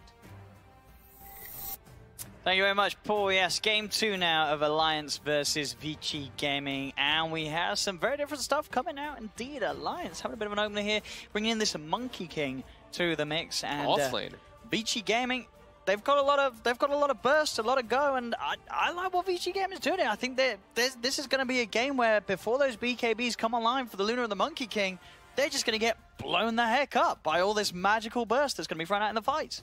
I think a lot of this one's going to depend on the lanes, because I do agree with the panel, but I also am seeing that the only catch and disable on the side of Vici is this Lion. They literally have no other catch or disable besides that one hero. So I think that could be a little thing that can be a bit difficult, because Lion is not a hero that you see every single game. However, there was a last pick Storm into a Lion. So an instant hex is Storm's nightmare. Yes, and already we said, as we heard on the panel from Blitz, he was a little bit worried about the prospects of the Storm this game, so we'll see how well it can work out for them. But yeah, not only the Storm, also the Pugna, as Carl mentioned as well, they're unable to sort of take that ward down to the fight. He's got to be careful when he's popping out that Remnants, as he's going to take that extra bit of burst damage back towards himself. But here we go, ladies and gentlemen, game 2 of Vici Gaming versus Alliance. In this 2-game series, of course, as we'll see them fight for their position in the groups. Alliance is smoking up right away. They're looking for both Yang, and teams. they're going to find him. Magic Missile to lead up, and Sanya and Boxy there, as they've got the point and the Boundless Strike actually laid down. Nightmare as well to buy time for Mickey to come in and get involved in the first blood, as Insania gets the last touch. First blood for Alliance, as the smoke is successful. And a great start for them. We were talking about how important these lanes are going to be really in this game, and I look at Vici, and I do think, in particular, this top lane it's not really the strongest. Like Lion, Pugna, you've got your range advantage, but you're at risk of dying. They really have to play really well to defend the Pugna. Then they can be strong. Once they get their levels, they're a bunch stronger. But yeah, Lion's just a question mark always. Let's see. As room-wise, it's going to just, well, it's actually going to be the 3-for-1 trade. Vici Gaming able to get their hands on 3 of the bounty runes. That bottom bounty rune, looks like Alliance but not in the neighborhood to pick it up. I'm wondering how this bottom lane matchup happens, because I actually have never seen an IO Gyrocopter versus a Monkey King Venge. It's not something you see every day. No. This opener by Alliance was very unorthodox. I feel like it's going to be, what, a hard lane for the Gyro IO, do you think? I mean, what sort of level 2s there I think Monkey King has like one armor, right? Isn't he just gonna get bullied? He's just gonna get poked a lot. But I guess if they can see the IO move out of position, then they can threaten kills a bunch. Yeah. And just see how it goes down in the mid lane. So Quake for Storm up against Ori's Necrophos. We'll see how well Ori can sort of hold the lane. Or he should do great. Early levels. Yeah, he should do great in that matchup. Storm's gonna get farm, but yeah, they're neither of them like Necro threatens more kills onto the Storm than anything. Oh, absolutely, and he's going to be able to, once he gets the stick out, get those easy stick charges and have a lot of burst heal if he ever is. And he got it immediately. Yeah, so it's going to be so good in this matchup in terms of just making it pretty much impossible for Quakefoot to get a solo kill. So we were talking about the top lane matchup. We do now head to a little bit of a change-up. So I know I was talking about how the Luna Bane can have a pretty good time because they've got Aura and Brain Sap, but we don't have Insania with Brain Sap, and Boxy, with that very low armor, getting run down a little bit here by the two of them. Fade, couple more right clicks, not quite enough. Boxy will be able to survive. Stout shield for the winner. As top, they're just trading a lot of hits back and forth. Like we said though, the sleep is skilled on the Bane for that level 1 setup kill. So now with Brain Sap leveled up, he's much more threatening force.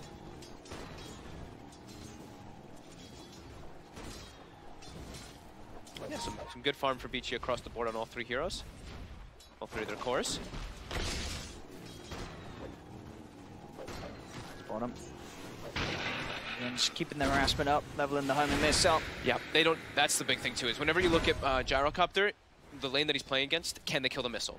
No, they cannot. Oh, Bench, it has to walk up way too close to be able to try to risk it. I think the only one that has risk of dying is really Fade. So yeah, I do think that this bottom matchup is really going to struggle. And now top, they're able to get their levels acquired, and DY is doing a great job of just staying kind of back here. But now Gap gets closed onto him, looking in a bit of trouble.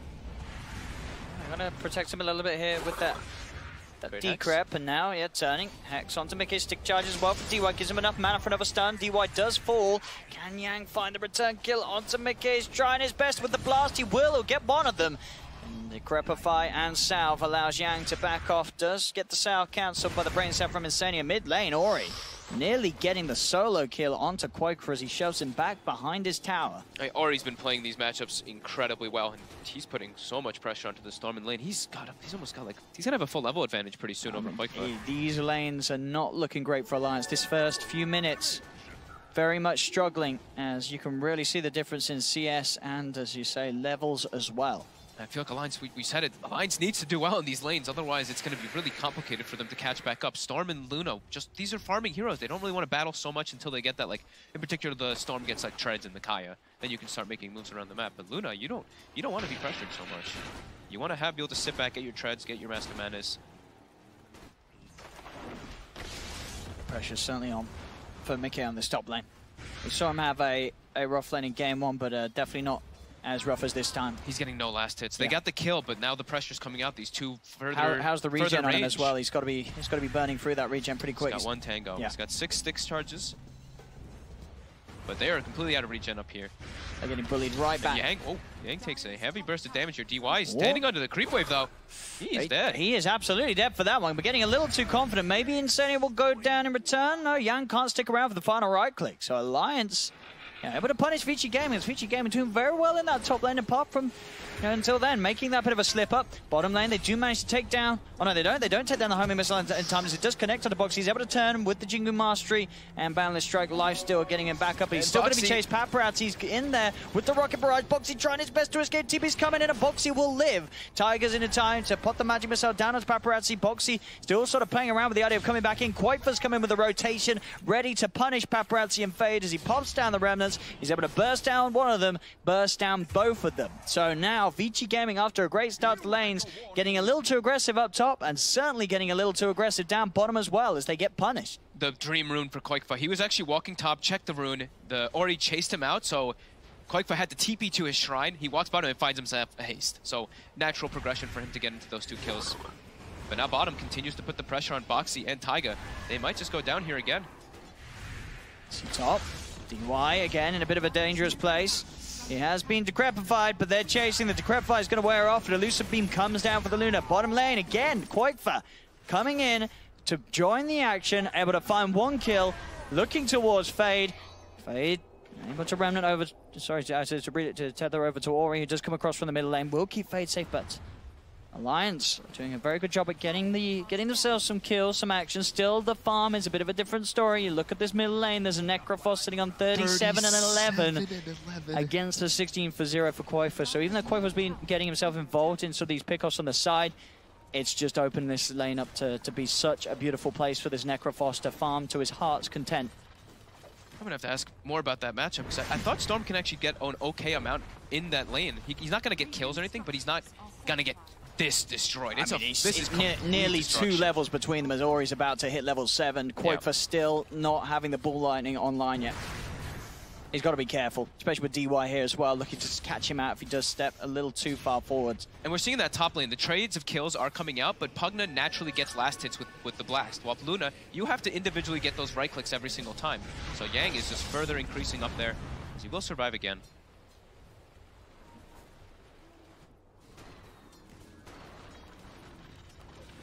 Where's his courier going? They're just sitting there. Okay, they're buying treads. All right. I guess that was Ori using it from the side shop. I was like, where the hell is the courier going for them? He doesn't want to have to wait for it to go all the way back to base, so tread's going to be delivered for this Necro. This tower's pretty much dead. Well, so 6.5 minutes in. Tier 1 tower in the mid lane gone. It's a dangerous prospect there for Alliance in terms of their mid lane. He's got a solid 1,100 gold over Koikfa. And Koikfa got, what, 2 kills given to him down bottom? Yep. Oh, yeah. And immediate rotation. Ori's like, I already did what I need to do in the mid lane. I'm going to go top and keep bullying this Luna that's already not having a good time. He's even going to take a stack. Down bottom, Tiger, Magic Missile comes out, but you can't really go onto Paparazzi when he's tethered up. Not fast enough. They can't. Can they get the touch on? One more will do it to get the passive build up. They do manage to find the passive up, but they buy the shrine, so they can't look to do anything with that passive built up at the moment. I think Koikfa's going to have to just play very active on this Storm now. He's just going to have to make the rotations from lane to lane like he has been. He has treads, but he cannot let his Luna get bullied whenever the Necrophos goes toward top. So we'll see which one he opts to go for. It might be bottom. But even then, with this Necrophos being as strong as he is, surely the Necrophos goes top. Does the Storm really pose much of a threat against the Necrophos? It's going to be hard with how far he's behind. As bottom lane, movement comes in, DY trying to help set up for a kill onto Boxy, and it's successful. Boxy taken away. Top lane, there's the movement from Ori. Comes in, drops a Reaper Scythe, will lose his Pugna. So 1-for-1 up top, and now Koifa indeed, he is here. We'll see if he can do something to out get Ori, but there's the Ghost Shroud, the Burst Heal back up to full. There's not a lot this Storm can do at this stage at all against this incredibly farmed Necrophos for the 8-minute mark. At least he kind of pushes a bit of pressure out of the lane. He kills the Pugna, so now Mickey can farm up here a little bit safer. But it's a heavy commitment forward for Koifa, which is going to really hurt his farm.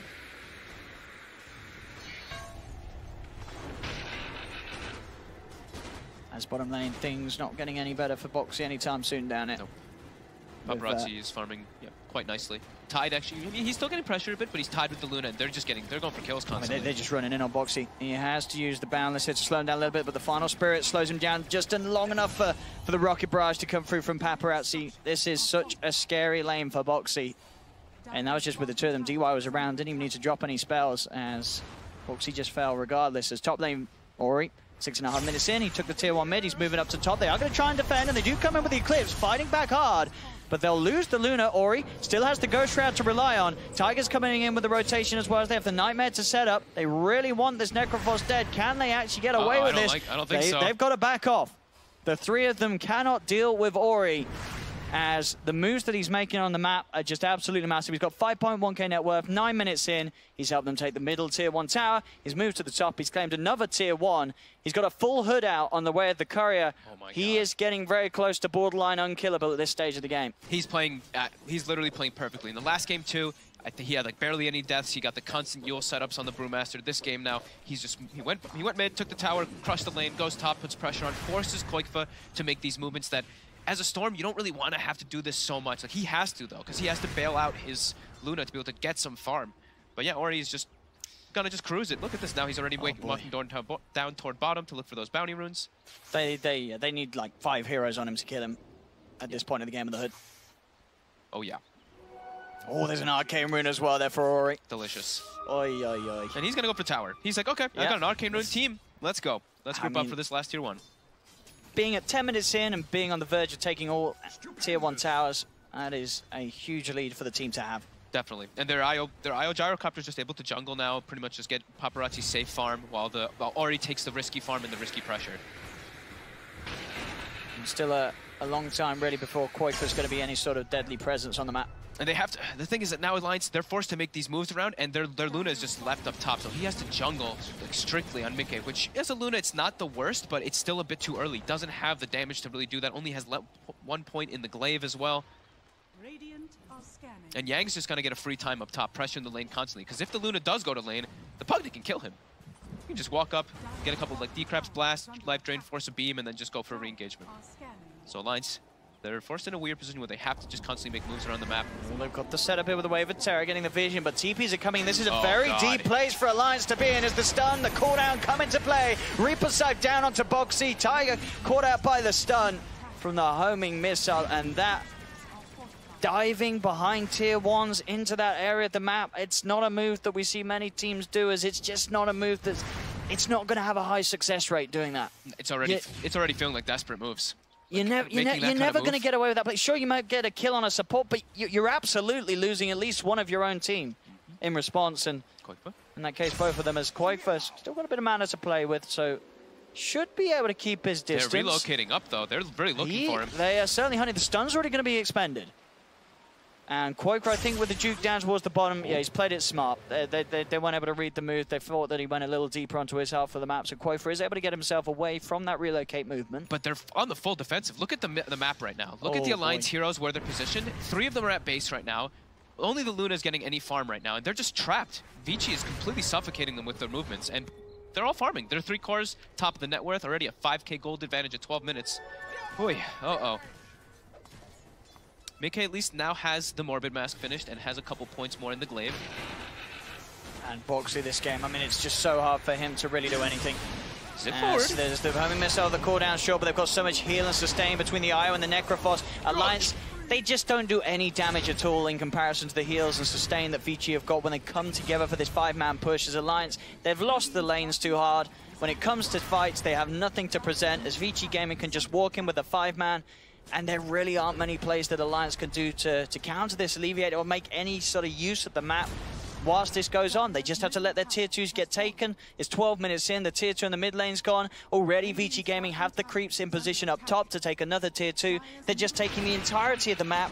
And Alliance, with this lineup and with the start that they've had, they can't do anything. No, they really cannot. The Luna just has to try to recover and get some crazy type of farm with the Mask of Madness, which he's still quite a ways away from. He's gone just a Morbid Mask into Dragonlance that he wants to, but again, look, they're not able to actually get any farm on the map. They can't push their lanes out, they can't be able to make their own aggressive moves, and it's just Vici cruising. There's, like, Koifa can't actually set up for kills either, because Io has 1100 HP. The only thing he can kill is a Lion who can instantly hex him, and then they can relocate the setup several times. Koifa dodging the missile. It's going to zip in. They've got the Fiend's Grip onto the gyro, but the heals there as well as the tether here as they keep that gyro fully alive. Paparazzi turns with the cooldown. Boxer will come out with a balance strike onto the turn. Then post the Wukong's command. They are able to find Yak. They get the Pugna. Still, Paparazzi and the IO, they've got the backup of DY. Paparazzi ready to done. He's got the flak out. Alliance falling pretty low here. They've got to run themselves away from this Jara and IO, chasing them down. Tiger getting hexed up. Boxy and Quaifa off to the side. Quick juke as they dodge the homing missile, but both Boxy and Quaifa getting smashed by the balls of Fade. Quaifa using his last bit of mana to keep the distance, get up to the high ground, but Paparazzi, he's chasing. He's got eyes on him, and there's no mana left on Quaifa. So again, another fight where Alliance try as they might to throw everything into us to stop this 5-man push, getting away with everything. They can't stop it. It looked decent for a moment, but they just all started dropping pretty low. They had to commit so much to try to kill Paparazzi, and then he's alive. I think if the Pugna even started draining the IO instead, would have been even more beneficial for Vici. But either way, Paparazzi's alive. They win another team fight, 8k gold advantage, and it's continuously them putting the pressure onto Alliance. Alliance, they can't get anything out of this. The Luna now goes bottom to get a bit more farm, but nobody else on the map is really getting much of anything. Koifa just continues to unable to get anything. 50 last hits on a Storm at 15 minutes in the game. Down bottom setup there onto Mickey. Relocate comes in to make sure the damage there from the Jara to bring him down under the cover of the Reaper's side. Mickey's out the game for a full minute. DY, he gets gone on by Boxy, but they can't even kill the Lion, and that was 2 cores. That was Boxy and Quaifa heading towards DY, and they just have to run themselves away. Boxy's gonna die. 15 minutes in, 10k advantage, and this really is Vici Gaming just cruising across Alliance. They do catch out Fade up top with a swap, but He's they're okay, scared. though. Yeah, he's fine. They swap him, and they're like, oh my goodness, get away from the IO, boys. He's probably got friends in this neighborhood, and they were right. Alliance, I think it's going to be a bit of back to the drawing board on this game, as the draft and the play, it just didn't cut it. Yeah, I mean, it just from... The opener for me was really weird. The Venge Monkey King, I know Alliance has their own style. That one just, it's a bit unorthodox, but then the last pick Storm into all this. Like, only the line has a disable, sure, but like Blitz was saying, it's not fun to play Storm into the Necros or into the Pugna. Necro is a healing hero, which already makes it a bit hard as a Storm Spirit, because you can just reset always. It is definitely looking quite challenging, as it's an 11k gold lead, and it's only 16 minutes in. Ori has itemized beautifully, having the Treads hood, even going for the Atos, which isn't really your always standard item choice, but in this game, he's just crushing everything. He can look for kills non-stop onto Quake for this and set up for his team to get relocates and whatnot. That gives them, that makes up for the fact that they only really had the line for the disable, having an extra, you know, Atos. And that extra bit of beef on him as well. He's so tanky. He really isn't. He's just not going to die this game. He's not going to die. No, doesn't feel like it. He's 4-0-4. Yeah. So may now have cursed him, but we'll see. Okay, didn't quite have the Reaper Cypher there. 15 seconds. As we're going to see here some of the goal breakdown in between that mid-match. So as you can see, double the amount of money taken in terms of lane creeps. And a full 1k more in terms of the buildings taken, as of course, still at this point, Alliance, so they haven't taken any tier 1 towers. So have they even really damaged any tier 1 towers? Top is pretty much full, mid is almost full, and bottom is, okay, they did like 750 They did a bit on the bottom, okay. They managed to get the tier 1 tower down bottom, a little bit of a tickle, but that's about it this game. Look where Mick is farming. This is his safest place to farm on the map as a Luna. He's farming the enemy left side jungle. And he only farmed the small creeps of that camp before he only farmed one. He only farmed one. And then he was like, I got to get out of here. It's a very rough game for Alliance now in this position. They're trying their best to sort of keep it going, maybe hoping for an overextension or a misplay from Vici Gaming, but Vici's playing patient too. They're just waiting. Playing very well. Right now they're waiting to get their BKB finished on Paparazzi so they can actually look to just close this one out. Maybe even go for a Roshan or just look for a big team fight into a game-ending play. Looking extremely difficult for Alliance. How's Mika doing? All right, Dragonlance's finished and eternally far away from it. There's that rock coming into play, and it's getting to this point. I mean, they're throwing in a relocate. They don't even really need to, or he can solo kill that on his own at this stage. I'm pretty sure he had the damage. He went for Blink, so he's he's the setup for the relocates now, because Lion's a little bit harder to do so. Yeah, and this is perfect, of course, you know, with the rod, you know, it's got sort of that cast animation, the projectile, now you get straight on top of him, go for the rod, there's no sort of time for a counterplay. You're going to be on top of the storm quicker than he can begin the ball lightning animation. Boxy ults, and Vici's like, okay, we'll just back out. Watch from a distance, we'll still push the tower though, you know, coming in as the Pugna, doing what he does best, throwing the blast in on the tower. A very impossible game this looks to be for Alliance. As Vici Gaming, it's pretty much in the whole of the series, it was sort of the beginning of the first game, it looked like Alliance has been going, maybe they've got something here, they go with the Eclipse, the Fiend script, do they have the damage to kill off any of these heroes? I don't think they do, because Paparazzi waltzes in with his BKB, the Flak as well, as Alliance is just getting bullied back towards the fountain. There'll be a buyback on Boxy. Big he's trying to get himself out, but he can't. Double kill for Paparazzi. Another buyback comes out from Alliance, as Vici Gaming they'll give a bit of mercy, start to back away from the fountain. Quite for trying to zip forward. They've got the Nightmare set up. Can they get these kills? Quite for he's expended all of his mana. He's been defensively nightmared, but the Rod comes out outside the base, holding down Boxy. Boxy's going to fall a second time. It's a dieback on the Monkey King. Vici Gaming looking towards the racks. And this was, I mean, recently we have seen some really good showings from this new Alliance lineup, but this game, it's definitely got to be one of the roughest they've had in a long time, as Vici Gaming, they absolutely crushed them. This game, it wasn't close at all. This was one of the most one-sided games we've seen in a while. Yeah, they won. I think they won all 3 lanes pretty handedly. I guess top, maybe you could say, was a little bit of an exchange, but Luna wasn't getting last hits. Pugna was getting last hits and pressuring tower the whole time. So yeah, Vici won all 3 lanes. Ori made beautiful rotations, pressured the mid lane, one mid lane hard, one top for his team too after that rotation. And Koikfa was forced into a position where he's 2 levels of disadvantage over this Necrophos who's just controlling the whole pace of the game, and he's just in catch-up mode the whole time.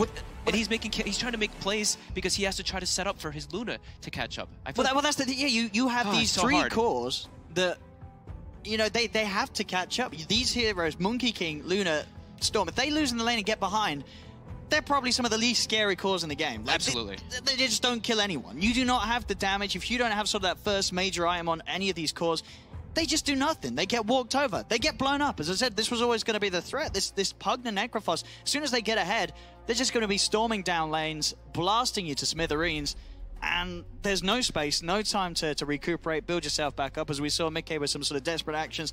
We saw him. He was searching over the creep camps in one of the scariest places to farm, but that was actually the best place to be. I don't know. I think that was just a game that Alliance have just got to, you know, sort of clean the slate off. Forget. Don't ever do that again. As that draft, that sort of combination of heroes, I really felt was something that we're not likely to see really work. Storm, Luna, and Monkey King. Yeah, weird try. No one else is doing. I don't think anyone. You probably look back on all the games in terms of pro. No one else would do that. It's such a hard thing to make work. And maybe if you're significantly better than the opposition team and you feel like, oh, we got this one easy and you can stomp it, maybe you get away with it. Yeah, maybe. Boxy I felt like Boxy didn't even get to play this game as his Monkey King, so. Well, rough one indeed, as Alliance will drop game 2, 2-0 here in this 2-game series to Vici Gaming as we pass it back to the panel. Thank you very much, Jody Pixel and Fogged for the commentary in that 2-game series. A victory for VG puts them 4-0. What a fine day from those men from China. They end the day 4-0 in their group as well. And what could end up being a very tight race for those top 4 spots. So impressive start from them. Very poor from Alliance in their 2nd series today. Let's find out what our panel members made of that. Kyle, you said after the first game they didn't need to fix too much. It was very much their draft. They picked good heroes. 9 times out of 10 they win that if they execute right. Didn't need to change that much, yet they did. They changed an awful lot in the second, and it didn't look good, did it? Nah, so much single target, so much dependence on winning lanes, and they run out of damage. They have no real sustained damage until Luna's got like 4 items, and it's just not a good lineup. And that's also not the Alliance that I've seen win games. Yeah, very different, Will. I mean, what do you pin that on? I think it's draft, and as a result, like the lanes went really bad. Plus, I think the last pick Storm. Like, if you have absolute last pick, I feel like that should be your hero that's like trump card. This is my ace. Like this is our winning hero. Yeah, this is what we're pinning all our hopes on. We've won the game with this pick.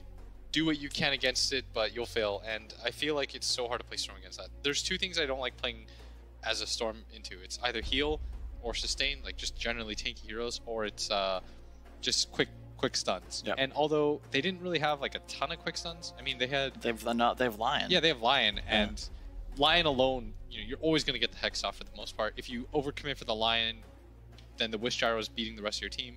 It seems like it makes sense to pick Storm against Wisp, but I kind of disagree, because if the Wisp's positioning is good, you use a large burst of your mana, like maybe 60% or more, trying to find that Wisp. You try to target him. He's a hard hero to kill. People don't realize that, but that's a tanky hero, and if you don't kill him, you almost guaranteed lost the fight for your team. It's just a weird position to put yourself in. That's why I said Storm for Vici, all the way. But if you're playing Storm, it's a bad laning phase against Necro, because every time you step forward to Remnant, you're going to get hit twice, you're going to get nuked.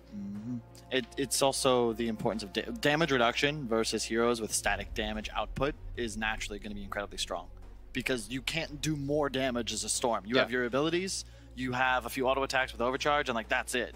So if that's not killing somebody, like that, you can't do anything else. There's no way to increase your damage output. Like that you're done, and you just can't win that game. Did Alliance overthink this one?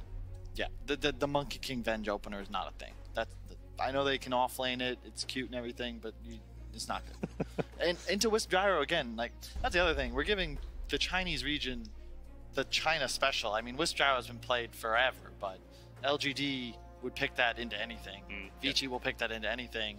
Like, why make it hard on yourself? Yeah, I mean, do you feel like maybe Alliance took some strategy from some of the China qualifiers that they've watched? Because we have seen some Lunas picked into that Eye of Gyro. We have seen that kind of line, maybe not the Venge Monkey opening, but we've seen that similar kind of attempt to kind of break it down. You need to pick it. Luna is a snowballing core. you want to play the hero when, because Luna's high tempo, right? But you want Luna to be your second, preferably third core in terms of map pressure and the ability to provide tempo. When I see Luna's work, it's with a DK, it's with a Furion, it's with heroes that, like a Brood, you know, where the Luna's game is pretty free. And you have the option to group up and maybe pressure once you hit a timing, but preferably you're just farming the map, and the other heroes on your team require the enemy to commit more resources than your team has to. Heroes like Furion and Brood, that's their bread and butter. 8 minutes in, you need both supports if you want to stop a Furion. If there's a Brood in your mid lane, you need to bring a rotation to help your core and babysit him. This gives Luna the freedom to get to the point in the game you're going to be able to win it. Not as strong that we've seen it work in exactly those circumstances on some of the Chinese qualifiers. Well, final thoughts on this game, and we'll then turn our attention to the MVP. It does leave Alliance in a bit of a state in this group, doesn't it? 1 and 3. Yeah, and I feel like especially they're going to be kicking themselves because Game 1 was such a winnable thing. Game 2, I feel like it was hard to work with the draft. Game 1, I felt like the draft was in their favor. They just had some execution errors, and that's where you should kind of go back and say, like, we can do something similar. You didn't have to go that far away from your comfort zone. I felt like this game was something where they decided to be a little bit cute. Like, there's leaving your lanes open, and then there's, like Kyle said, having the Monkey King Venge lane. Yeah, it was a little about. Let's turn our attention to MVP. Will has picked out Ori for this one, but I guess you probably could have picked out Paparazzi as well if you wanted to. Maybe even Yang in the middle of that. They all had decent games. But this is your MVP for this particular game. Explain why, Will. I feel like he played the lane very well. He made very good rotations. Plus, he just played his hero the way that it needed to be played. He was so front-facing. He was very aggressive. He understood, my hero won't die. I can play the edge. And if you play aggressively on a hero like Necro, what it does is it allows the rest of your team to have a game. And this is such a big, important concept in Dota is if you're some guy, you're scared to do anything, you're scared to engage because you have the top net worth and you're afraid to die, and you don't play forward, it's so easy for your team to just get overrun. But by being aggressive at all times, it makes it hard for the Storm because he can't just zip past you. He doesn't know where anybody else is. It enables his team to play Dota. That's why he's the MVP for me. Yep. And I think the best example of that was when they killed that top tower. There's 3 heroes trying to kill a Necro, and Ori just doesn't give a damn. He continues to pressure. Yep. And whenever you're 3 heroes running away from a Necrophos all by himself, you just feel miserable. Necro sits in the lane, continues to shove it, and you just lost. Yeah. Yeah, And that's how you play the Necro. All right, good stuff. Thank you very much, both of you. Talking of MVPs, the MVP by Mercedes-Benz will be open tomorrow after all the matches are finished tomorrow. But you can go and sign up right now because if you're like me and you're a bit forgetful, a bit of an old fuddy-duddy, don't use a calendar, guess what? Sign up now and you'll get notification when it's open. It makes it a lot easier. Just go and do that. Much easier. Also, something that I'm very privileged to be able to talk to you about. Over this coming weekend, actually on Sunday, the PaySafeCard Hall of Fame will be inducting a new member, and it is, of course, a friend of mine who sadly passed away earlier this year, Mr. Total Biscuit, will be the first ever non-player deservedly put into the PaySafeCard ESL Hall of Fame. That's happening on Sunday as well. Right, we're going to head to a break. When we come back, though, we'll move on to our 3rd series of the day and a chance to see how those boys in Forward Gaming stack up against the defending champions. Virtus Pro. We'll see you soon.